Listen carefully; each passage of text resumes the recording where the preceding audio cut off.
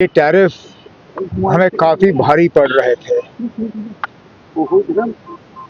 Tariff क्यों लगे ये भी हम अच्छी तरह से जानते हैं। अमेरिका के सदर इस बात से खुश नहीं थे कि हम रूस से तेल खरीदने का काम कर रहे थे। अब गवर्नमेंट ऑफ इंडिया की तरफ से फिलहाल कोई फॉर्मल स्टेटमेंट आया नहीं है, लेकिन अमेरिका के सदर ने तो ऐलान कर दिया है कि भारत सरकार ने अब रूस से तेल खरीदना जो है वो बंद कर दिया है और उस वजह से अब टैरिफ्स जो हैं हम पे लागू नहीं होंगे। चलिए, अगर हमने रूस से तेल खरीदना बंद कर दिया तो अच्छी बात है। रूस के बरक्स हम कहाँ से तेल खरीदेंगे? क्या उनसे तेल खरीदने का नतीजा ये होगा कि हमारी पेट्रोल और डीजल की कीमतें जो है वो बढ़ जाएंगी? इसके लिए हमें इंतज़ार करना पड़ेगा। लेकिन जहाँ तक टैरिफ्स को कम करने से हमारे एक्सपोर्ट्स को फ़ायदा होगा, ये एक अच्छा स्टेप है, क्योंकि हमारे कई सारे एक्सपोर्टर्स जो हैं वो बहुत ही ज़्यादा मुश्किल का सामना कर रहे थे। कुछों को तो लग रहा था कि उनको अब काम धंधा बंद करना पड़ेगा।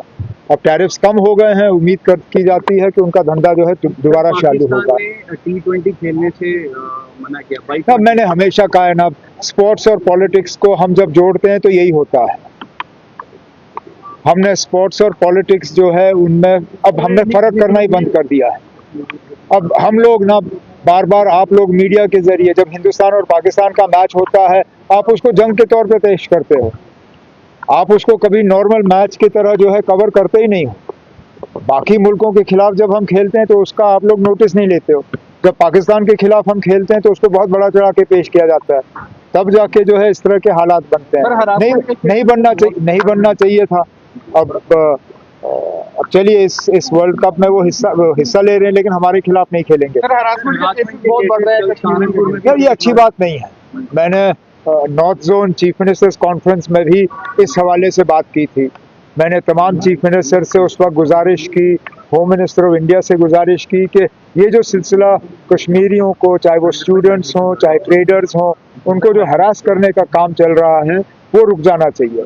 मैं उत्तराखंड के चीफ मिनिस्टर का शुक्रगुजार हूँ कि उन्होंने मौके पे जो है कार्रवाई की और केस जो है वो रजिस्टर हुआ, गिरफ्तारियां भी हुई हैं। लेकिन इसी तरह हिमाचल में जो है ये सिलसिला लगातार चलता आ रहा है और अब हिमाचल जो है हमारे मतलब एक तो पड़ोसी रियासत है और ऑपोजिशन रूल स्टेट है, कांग्रेस रूल स्टेट है। यहाँ हम ये उम्मीद नहीं करते कि हमारे लोगों को इस तरह सताया जाएगा, तंग किया जाएगा, मारा जाएगा। मैं हिमाचल के चीफ मिनिस्टर साहब से गुजारिश करता हूँ कि मेहरबानी करके इस पे वो फौरी तौर कार्रवाई करें और ये जो कश्मीरियों को विक्टिमाइज और तंग करने का सिलसिला चल रहा है इसको रोक दें। बजट के हवाले से जो भी कहना होगा हाउस के अंदर कहूंगा, गवर्नर साहब के खुतबे के हवाले से आ रहे हैं। आपको फॉर्मली पता चल गया? नहीं चला ना, तो मैं इसमें कुछ नहीं कहूँगा, क्योंकि जब तक आपको फॉर्मली पता नहीं चलता तब तक मेरा इस पर कमेंट करना गलत होगा। राहुल गांधी ने जो former chief of army staff थे जनरल नरवणे, उनके आर्टिकल को लेकर सर एक बड़ी पार्लियामेंट में जो होता है वो पार्लियामेंट का है। It's the privilege of the parliament, it's the privilege of the speaker to decide.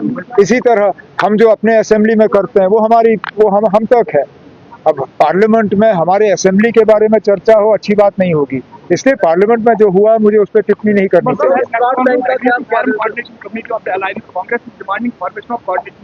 अब ये आप नेशनल कॉन्फ्रेंस के सदर से बात करिए ना, मैं जम्मू कश्मीर का चीफ मिनिस्टर हूँ, नेशनल कॉन्फ्रेंस का प्रेसिडेंट नहीं। आप नेशनल कॉन्फ्रेंस के प्रेसिडेंट फारूक अब्दुल्ला साहब से मिल लीजिए, उनसे पूछ लीजिए इस पर क्या पेश रफ्त हुआ है। ओके।